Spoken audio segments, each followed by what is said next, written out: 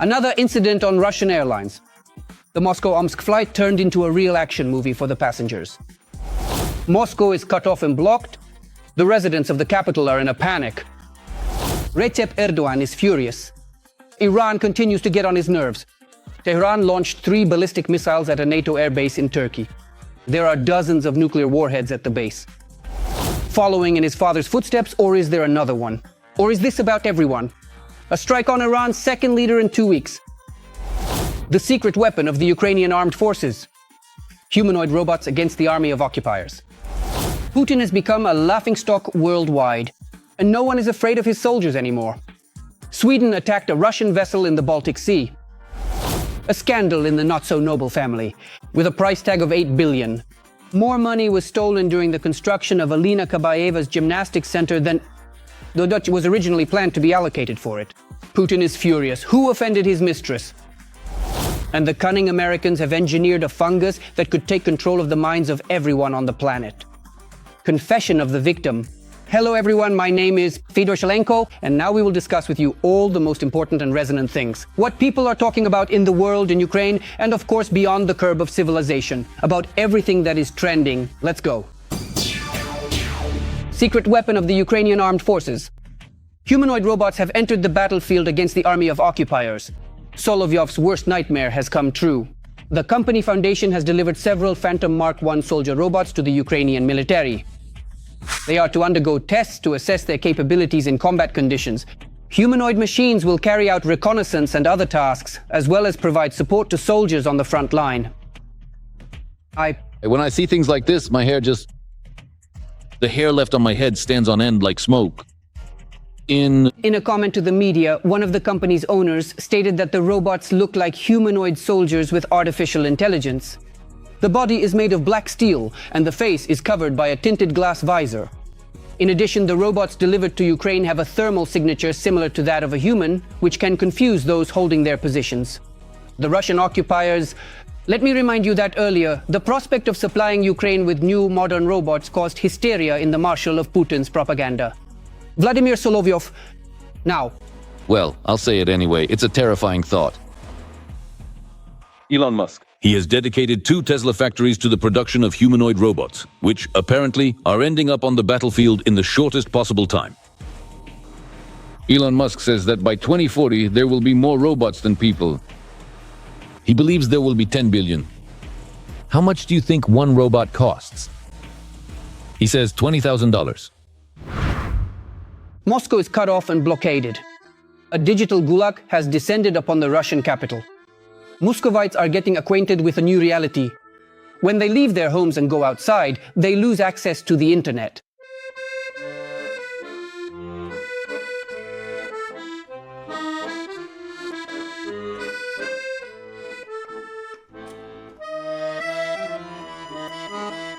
A patient of the State Duma asylum, Deputy Svintsov, in between posting on Instagram, Telegram, and Facebook, tells Russians that even VPN services won't help them bypass the blocks. I am confident that Roskomnadzor has the technical capability to track VPN traffic. Personally, I have the opinion that they can track VPN traffic. They'll just gradually start squeezing it.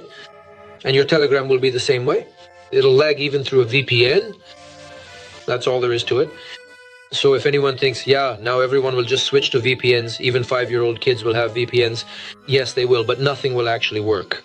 As is customary in any dictatorship, restrictions, blockades, and the infringement of citizens' rights and freedoms are imposed. They are presented under the guise of scary stories about explosions, terrorist attacks, and terrorists supposedly filling the internet. The security services are supposed to deal with this somehow, technically speaking. If this happens every day at every metro station, probably our citizens will say, to hell with the internet, I don't want to be blown up every day. All right, right now these cases are isolated, but what if it starts to escalate? That's why we as a state, being in a state of war, must clearly understand this and tell our citizens that in some cases we'll have to endure. Are there some inconveniences involved? Not because the state has nothing better to do than to slow something down. No, it's simply a matter of your personal safety. Today you weren't blown up, but what about tomorrow? According to expert estimates, Russia has already surpassed China in the number of blocked domains. In China, there are about 170,000 blocks, whereas in Russia the number has exceeded 300,000 and continues to grow rapidly. Putin and his elders have managed to return the country to their beloved USSR, or to modern-day North Korea. We don't need it, your internet. Yes, understood. Understood? Meanwhile, there is a sharp increase in interest among Russians in alternative means of communication. The number of search queries related to buying walkie-talkies and pagers has increased several times over. United Russia Deputy Igor Antropenko has proposed bringing payphone booths back to Russian streets. Now, it seems Russians will be sending messages and memes to their friends and relatives like this. Galochka, you're going to die right now. This is amazing news. What do you think about the internet and social media blockade in Russia, which the Kremlin has planned for as soon as next month this year? Share your thoughts and maybe even your own solutions to this problem in the comments. And also be sure to mention where you're watching from and support us. It's very important to us. And don't forget to like and subscribe. And while control and repression are intensifying inside Russia, the dictator has received yet another slap in the face on the international stage. Sweden has detained the Russian shadow fleet tanker COL in the Baltic Sea. This is the second of Putin's oil tankers detained by the Swedes in just a few days. Stockholm is determined. Operations against Putin's oil dollar cash cow will continue. Law enforcement will keep detaining, searching ships and interrogating crews. They quite simply and very brazenly misled and deceived Naduli. Moscow is shaken by an unprecedented scandal. Putin is furious. In Sochi, more money was stolen during the construction of Alina Kabaeva's gymnastics center than was originally planned to be allocated. This is only possible in Russia. Less than 2 billion was allocated, but 8 billion was stolen. It was former top managers of the Gazprom Corporation who decided to scam Penny's mistress. In total, 13 people are named in the criminal case. According to Putin's law enforcement, from 2016 to 2019, the participants in the scheme created the appearance of work being done and stole the funds allocated by Gazprom for the construction of the complex. Later, they managed to launder the money. At the same time, Navalny's earlier investigation noted that Kabaeva's foundation does not engage in any large-scale charity work or real assistance for athletes, but simply serves as an organization for money laundering. Meanwhile, Russians are tightening their belts more and more. Small and medium-sized businesses are shutting down. Prices for everything are skyrocketing. The Russian economy is literally bursting at the seams. This is Novosibirsk. The common folk are starting to dislike that Putin spends the budget on missile production instead of at least some basic improvements to their regions. Everything here is as usual. People use a bucket as a toilet and then pour its contents out onto the street. We use a bucket and then pour it out onto the street. In the summer, we have flies here and rats running around. Everything has already rotted, everything. Just look, there isn't even a foundation. Our house has tilted to that side. Yes, of course, it would be better if they gave us apartments instead of fighting over there already. They're fighting over there. They're at war, so much money is being spent there, all of it.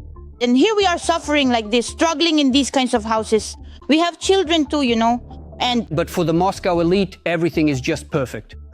The children of Ruslan Salikov, the former deputy head of Shoigu who was arrested for corruption, turned out to be multimillionaires. Of course, this is in no way comparable to their official incomes. The youngest son, Shoigu's cashier, Zaor, has accumulated 316 million rubles in his bank account. The elder Tsalikov, Daniil, has 37 million rubles deposited in Sberbank. The general's daughters, Yulia and Elizaveta, are also far from struggling and are running multi-million ruble businesses. The Tsalikov family owns houses in Barvika. All of these properties are registered to the ex-minister's children, as well as his mother, Lara. The total value of the mansions exceeds 500 million rubles. The Tsalikovs also own a plot of land on Rublyovka worth 1 billion rubles, and a 154 square meter apartment in Moscow worth almost 100 million. Let me remind you, Ruslan Salikov was detained. He is accused of embezzling budget funds, taking bribes, and money laundering. According to investigators, Salikov created an organized criminal group whose members stole vast amounts of budget money. However, the court unexpectedly showed unusual leniency toward the criminal and placed the embezzler under house arrest. As for Tsalikov's boss, Sergei Shoigu, of course, he had no idea what was going on. What's worse is that Vitya was simply transferred from the position of Minister of Defense to Secretary of the Security Council of the Russian Federation.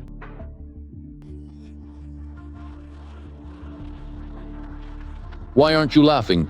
Isn't it funny? You didn't get it, did you? This is Russia. A bloody war, an economy plunging into the abyss, and endless cemeteries. None of this stops the Russian elites, led by Volodin, from feeding their people the propagandist tale of Putin's stability. Stability is extremely important. Look, there is tension, turbulence, explosions all over the world, but here we have stability. This is what we should value and try to ensure that development is built on this very stability. Just recently, the residents of Bryansk got a taste of Putin-style stability when a massive missile strike completely destroyed a military factory there. Kremniel.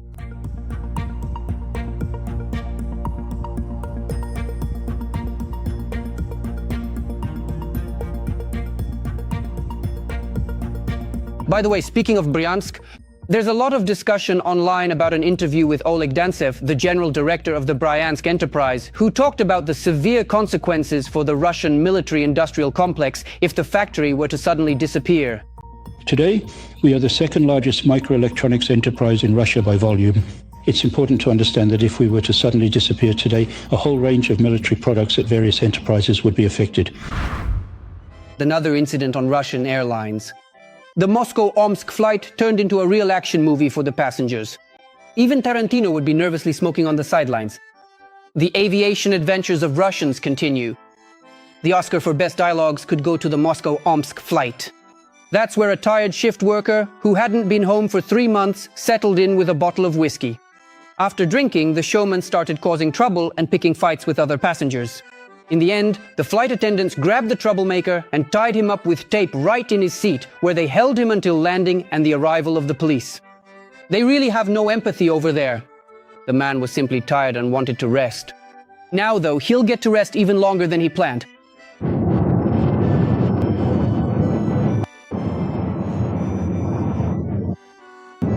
Hello there, everyone. How are you? Young man, Transport Police, Lieutenant Savitsky. Why are you behaving like this? I was on a work rotation for 3 months. I drank some whiskey. I just want to go home and sleep. But that won't be possible anytime soon. Well, do you understand what you did? What did I do? Well, don't you remember what happened? No, my dearest Polyanchik, how have you been? Come on, let me step out.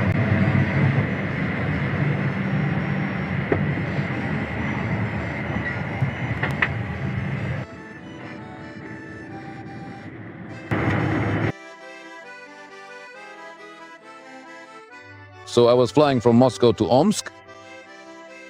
I'll commit an administrative offense. I admit my guilt and deeply regret it. Every voice matters. Join our community, support independent journalism and help us bring you the truth from Ukraine. Become a member of Ukraine Today. Join us now. When you have problems with your own tough nuts, you have to scare people with someone else's. Bulba Caesar is threatening his neighbors with Putin's tough guys. Lukashenko's militant reaction was triggered by information that The Hague awaits him. The International Criminal Court has launched an investigation into crimes against humanity committed by the Lukashenko regime. As part of the Lithuania-Belarus case, the ICC is examining allegations of deportation and politically motivated persecution of citizens by the Belarusian authorities. The investigation covers crimes that occurred since May 1st, 2020, including actions by Belarusian security forces in Lithuania. The ICC prosecutor's office claims that these actions were part of a systematic attack against the civilian population. In response, the Bulba-Führer began threatening anyone who approached his borders with a hazel stick. I'm just thinking out loud in the way you framed the question. I'm not saying that tomorrow we'll hit Vilnius, Warsaw, or Kyiv with this hazel stick. No, God forbid. That's not our goal. We need to protect our own country. And if you don't want to get hit with the hazel stick, don't mess with us. Not from Ukraine, not from Poland, not from Lithuania, not from Latvia. Let's solve this in a civilized way. And here we go, Dimon, drunk again, has gotten back on the internet and once more threatened the world with a zombie apocalypse. The Kremlin's chief jester, foaming at the mouth, started insisting that the US has created a global military biological network and is using other countries as testing grounds for its experiments. As a result, millions of people unwittingly become hostages to deadly threats.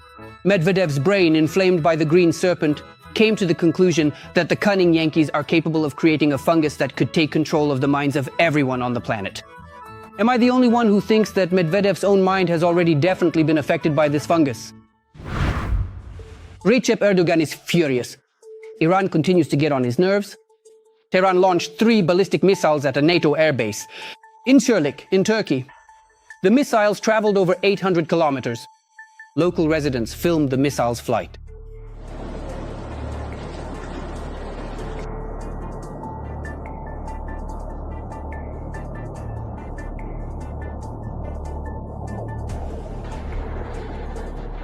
Turkish media, citing the military, report that the missiles were successfully shot down by Turkish air defense forces.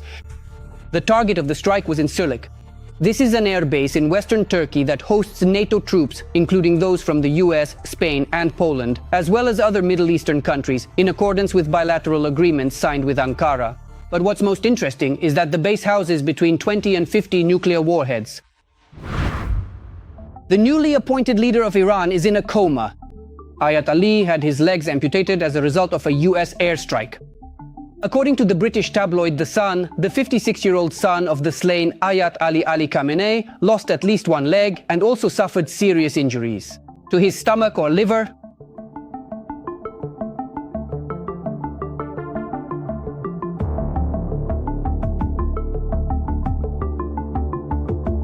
As is known, the first public statement by Iran's supreme Ayatollah, in which he condemned his enemies and promised to continue the struggle, was published, but was not delivered by him personally on television or in a video recording. The Iranian Foreign Ministry confirmed the leader's injury, but claims that he is recovering and that his life is not in danger. Although, I think that the IDF and the American army would not agree with that. In North Korea, Nina Shutko is alarmed by the fate of Iran and its leaders.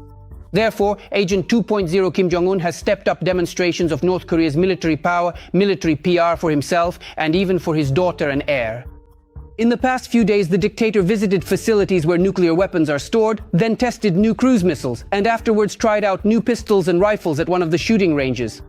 Kim's daughter, Kim Joo-ae, watched the launch of strategic cruise missiles from a military destroyer and then, together with her father, visited a manufacturing plant of firearms, where she tested a new model of pistol. In the published footage, it is clear that she is shooting together with high-ranking military officials. The girl first appeared in public during the testing of an intercontinental missile and has since regularly accompanied Kim Jong-un at military demonstrations and state events. South Korean analysts believe that in this way, the leader of North Korea is gradually preparing her as a possible successor to power. The American Rock supported Ukrainian soldiers. Hollywood superstar Dwayne "The Rock" Johnson, with more than 100 million followers on Instagram, supported the Ukrainian heroes from the 425th Separate Assault Regiment, Skala, Rock. The actor noted that it is an honor for him to have such fans.